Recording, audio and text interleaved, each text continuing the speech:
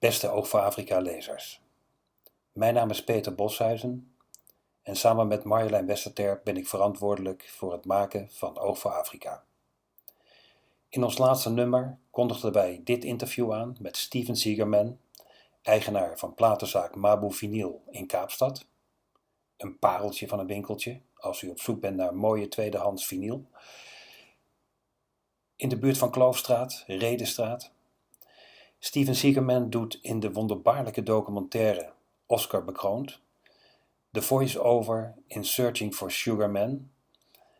En dit interview vond plaats op locatie in Mabu Vinyl, waarin hij vertelt en uitlegt hoe deze prachtige documentaire tot stand is gekomen. Veel plezier.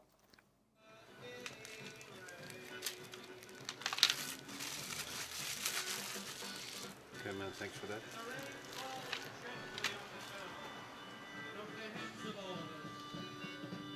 In the labyrinth of streams beneath, the quiet, unearthly presence of nervous hill dwellers in the gentle hills around.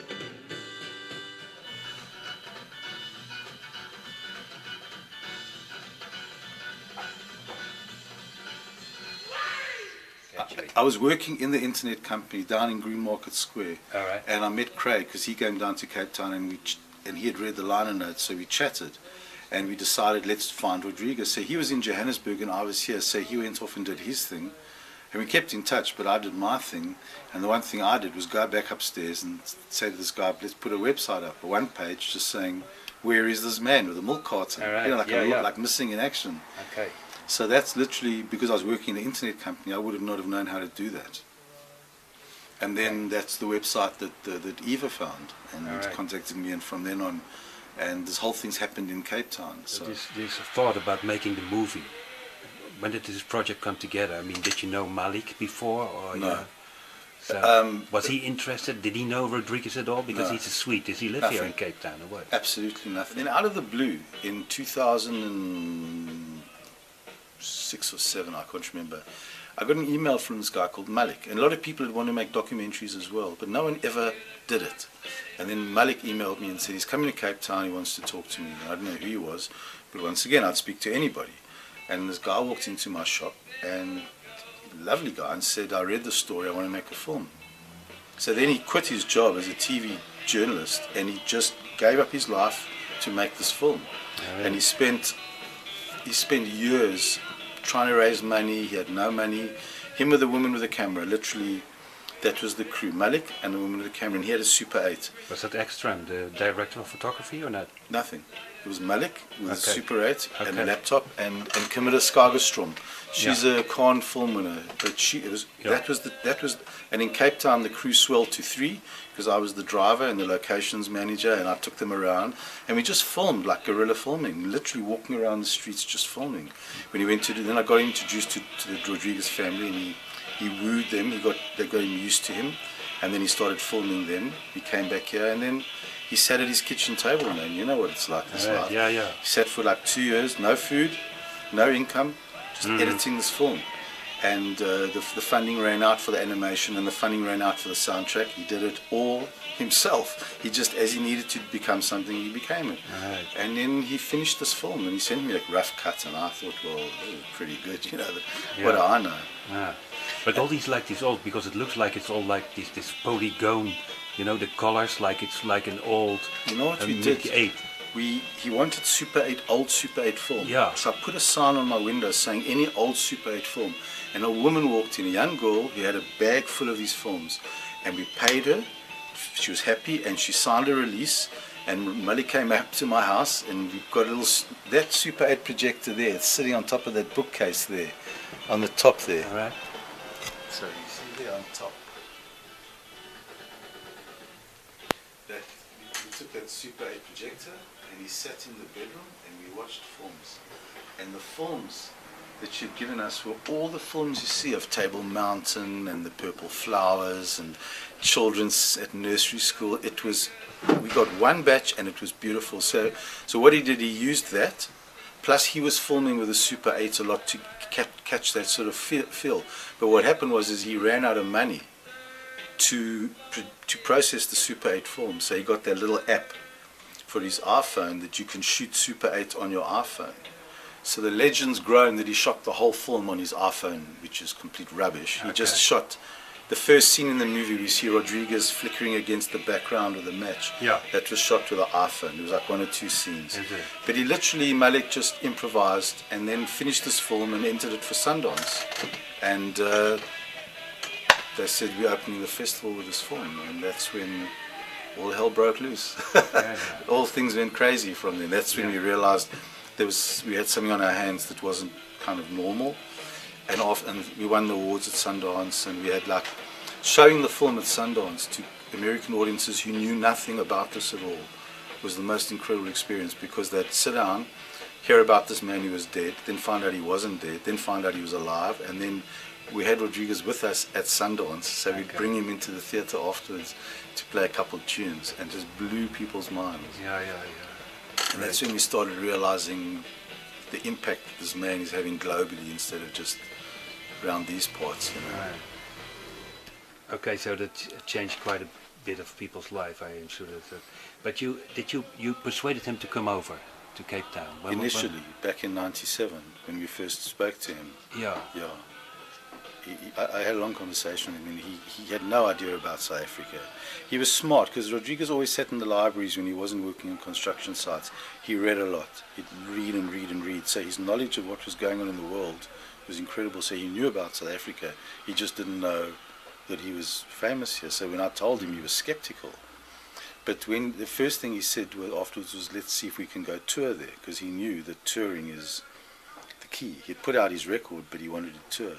And then when they came out here, I convinced him over a period of time that he had to come here. When he came here, he found out just what was going on here, which is he's massive. He really is. Yeah. We used to walk around the streets here, and people would just walk up to him and just say, we'd never met him before. So I remember seeing the movie. I was sitting there with just somebody else in the movie in Star Kino here, and I never heard about this guy, but when he got on stage, man, that really got to me. It got me emotional. I couldn't believe that, man. 20 minutes, people were just yelling and shouting, and just the bass playing that, So, exactly what you were commenting in the movie. That happened to me sitting in a chair there. It's captured really beautifully, that whole powerful thing of... Man. I mean, we don't even show him singing many songs in the film. No, you see him starting a song and ending the concert, but there's a lot of concert sequence, and it's very powerful. I don't know who said it, but I think Steve Rowland, Inner City Poem. I think when I also heard the lyrics for the first time, I thought, this guy, man, lost my heart when I found it, this kind of stuff, you got like, wow, how do you come up with this? It's quite amazing. Just the 2 albums, But what I was wondering about when I looked at the movie also, because you guys, you grew up in the Joburg, the anti-apartheid, and all, obviously people think, from abroad, like, but the anti-apartheid probably got started, black people and all this, but I see a lot of white people actually, being opposed. So I heard about Kerkol, Muller, I don't know so good, but Kombuis, we did an interview with. Okay, the thing was, when Rodriguez came out in South Africa, his music was very popular across the board. It wasn't just anti-apartheid activists who were listening to it, housewives doing the ironing, some very racist apartheid cops were listening. Everybody was listening to it. So it wasn't just that he affected the anti-apartheid movement. I think the trailer, the American trailer for the film, cuts what I say and implies that. But all we say is that he had an influence on the young Afrikaans guys who grew up in a very stilted atmosphere. And Rodriguez spoke to them, and they managed to break out of the very strong Calvinistic background they were in and start finding a way to express themselves. They got influenced, and we interviewed those guys. The rest of South Africa, everyone just loved his music for a variety of different reasons. What had happened that day, that amazing day, was that Craig had told me that he'd made contact with the Rodriguez family, and he'd sent through, Craig Bartholomew Stradum had sent through a copy of the article that he had written. Now, the only person he could fax it to who had a fax machine in the Rodriguez family was Eva, because she was in the army, in the American army. She was a helicopter pilot, and so she was in Kansas, and she had a fax machine, and someone sent her the article. And on the article was the website address for our little website with the milk carton. So what she did is, because of the time difference in America, which she was there about 8 hours behind us, she posted a message on the message board, and when I came to work first thing in the morning, we looked at the message board and saw this message from Rodriguez's daughter, and it blew our minds. And my God, this is Rodriguez's daughter. So we took it off immediately. We didn't want anybody else to see it and get that information. And I had to wait till that evening for the 8 hours time delay before I could phone her. And I phoned her at her post in the army where she was sitting in her office, and had a conversation with Eva Rodriguez, which was crazy. It was about an hour. Me and her were as amazed to meet each other as each other. I mean, she couldn't believe it and I couldn't believe it. So we had this really wonderful conversation. And as I said in the movie, we agreed we're going to maybe do a tour and find out a way to do it. I mean, it was just me and her. No one else knew about this in the world. And I said, I want to speak to your father. You give me a phone number, or, you know, maybe get him to call me sometime. But I mean, it was saying I want to speak to, you know, Paul McCartney, you know what I mean? And we went to sleep, and we were sleeping, and the phone rang. And you know, the phone rings when you're sleeping 1 or 2 in the morning. It scares you, you know. Yeah. Who's phoning? My wife answered, as I said, and I went into the other room and picked up the phone and had a conversation with Rodriguez at 2 o'clock in the morning with this man who not only I was named after, but whose music I'd followed for 20 years, and who was dead. You know, a lot of people ask me, was the guy you met the person you expected? And I said no, because he was alive. You know what I mean? Yeah, yeah. You expect someone you expect to be dead and they're alive, you know, like a zombie. But it was just the most all these things were happening in one day. You know, we found him, we spoke to him, we spoke to Eva. It was a crazy, crazy day. But that was the catalyst that started everything. That all came together, all that work you invested there. Yeah, I think what I managed to do was let him know how much enthusiasm there was for him in this country, because as I say, he thought it was a crank call, like just a lone fan somewhere in the middle of Africa. And I said, no, this is South Africa. There's a lot of people here, a lot of people love your music, you're huge here, you know. And it convinced him, thankfully, because he could have put the phone down and forgotten about it. But he's a smart guy, and he followed up on it, you know. Great, great. So in the beginning, you set him up also for the tours and all this. Are you still involved?